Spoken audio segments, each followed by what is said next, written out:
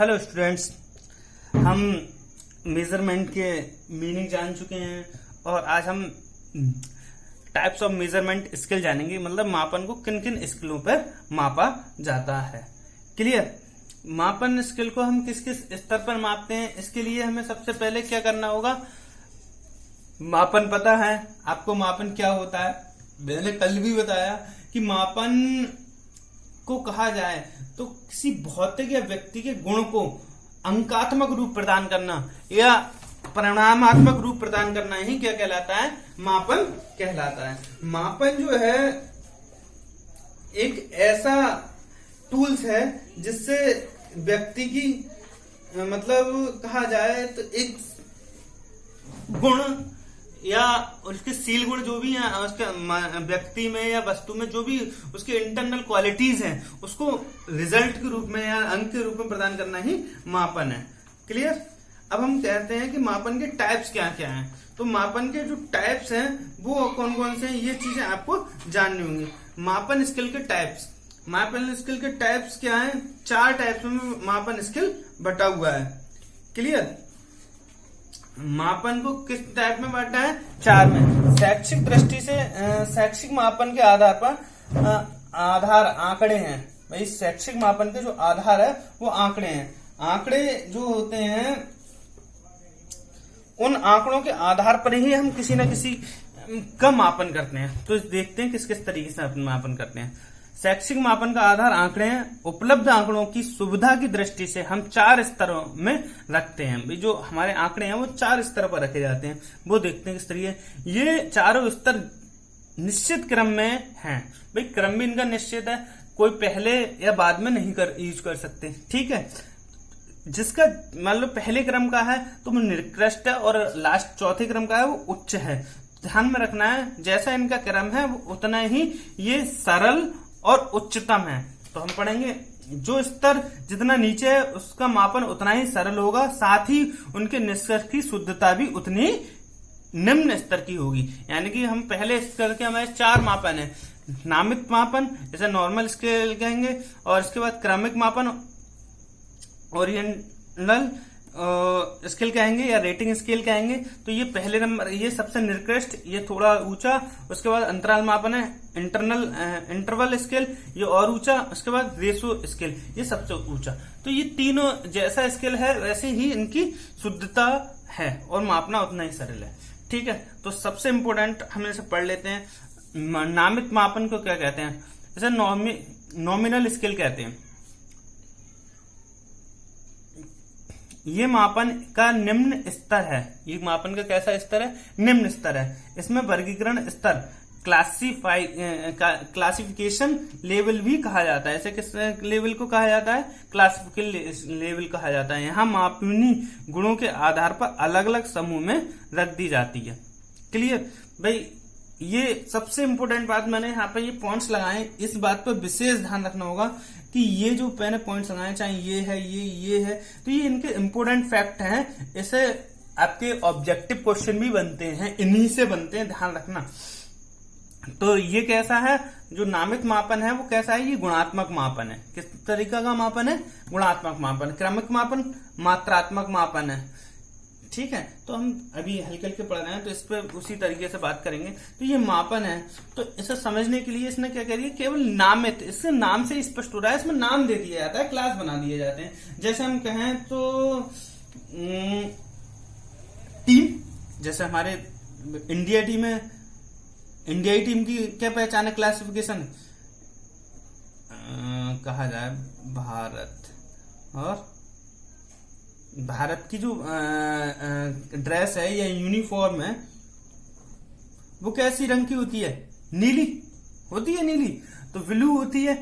तो जो कंडीशन है, तो ये क्या करा है? क्लासिफिकेशन। तो ये भी एक तरीके का मापन हुआ जब हमने इसे किसी कैटेगरी में बांट दिया। और मान लीजिए हम कहें हरी, तो अधिकतर पाकिस्तान या साउथ अफ्रीका या बांग्लादेश, तो जिसमें कैटेगराइज करते हैं यूनिफॉर्म, मतलब ये कलर से ही नहीं है, इसका एक विशेष स्तंभ है। जैसे हमारे जो यूनिफॉर्म होती है इंडिया, उस पर अशोक चक्र बना हुआ होता है। तो इस चीज का भी विशेष ध्यान रखना होगा।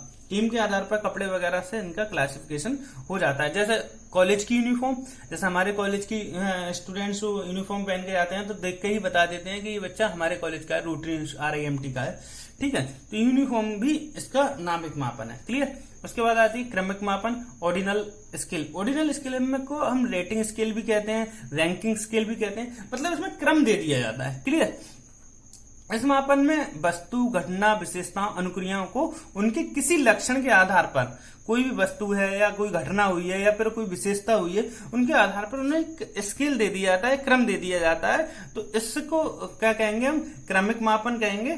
और ये मात्रात्मक होते हैं। ये कैसे होते हैं? मात्रात्मक होते हैं। जैसे भाई हमारे क्लास में हमने एक टेस्ट लिया, क्या लिया? टेस्ट। तो हमने क्या किया? हमें क्या चेक करनी थी? बच्चे की बुद्धि चेक करनी थी। बुद्धि की चेक करने के बाद हमने टेस्ट के आधार पर कहा कि भाई ये उच्च लेवल का है, फर्स्ट क्लास लेवल का है, ये सेकंड लेवल का है, मध्य लेवल का है, और ये थर्ड लेवल बना दिया, निकृष्ट लेवल का। तो ये चीजें हमारी हो सकती हैं। 3 लेवल बना दिए। तो हमने किससे नापा? क्रम के आधार पर। इसमें क्रम दिया था, इसमें टेस्ट हो या फिर हम कहें कि भाई पिछले कुछ मैचों के इंडिया के क्रम देख लो कि भाई इंडिया ने कितना स्कोर किया। पहले 360 बनाए, फिर 350 बनाए, फिर 340 बनाए। तो ये क्रम हो गया कि भाई अभी इंडिया के ग्राफ जो है कम जा रहा है। तो किसी भी चीज पर आ जाते हैं हम, क्लियर। उसके बाद आ जाते हैं हम अंतराल स्तर, इंटरवल स्केल कहते हैं इसे।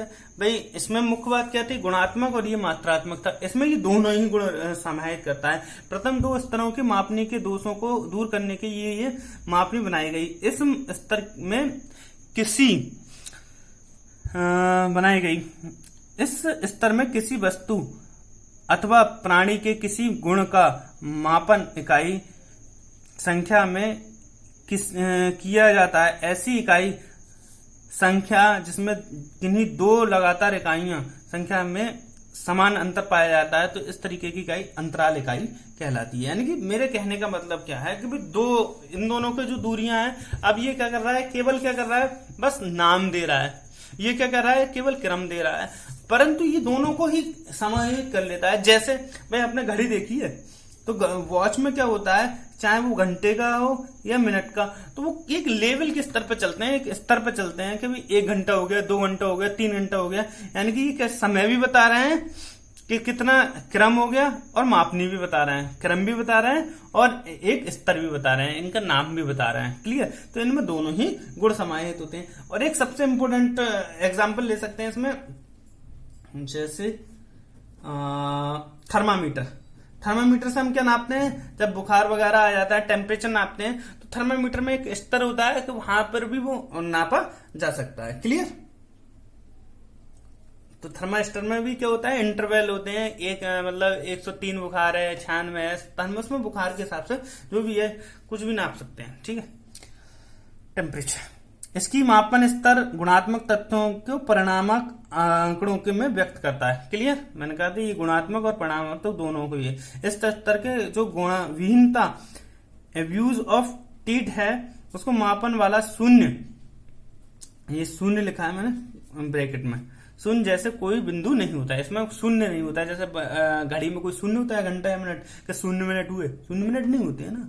तो ये इसमें शून्य स्तर नहीं होता है, ये इससे भी ऊपर होता है। रेशियो स्केल, रेशियो स्केल में शून्य स्तर भी होता है। ये सबसे इंपॉर्टेंट ऑब्जेक्टिव पूछा जाता है आपके सीटेट वगैरह में, कि कौन से ये पूछेंगे किसमें शून्य स्तर होता है या कौन सी गुणात्मक होता है। तो ये क्वेश्चन कई बार पूछा गया है, किसमें शून्य स्तर स्केल होता है। तो ये मापन का सर्वोच्च स्तर है। इस मापनी में पहले 3 मापनी की सभी विशेषताएं हैं। इस मापनी में एक वास्तविक शून्य की संकल्पना होती है, चूंकि शून्य की संकल्पना से मापन के द्वारा निष्कर्षों की तुलना की जा सकती है, और ये वैध और विश्वसनीय सबसे उत्तम होता है, क्लियर। Thank you.